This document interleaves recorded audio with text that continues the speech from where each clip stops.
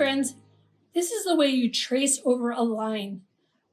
I'm right-handed, so I put my fingers, I do a pinch, and then all my fingers go below like this. And when I trace, I do need to turn my paper a little bit to the side.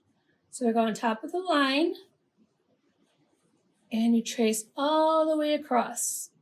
It's okay if you don't stay on the line completely, because most people cannot draw a straight line, and I'm one of them.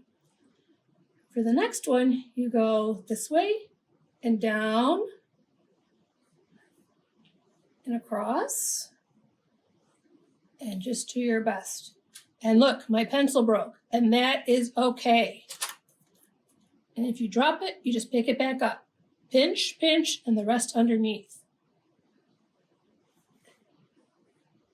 And just follow the best you can.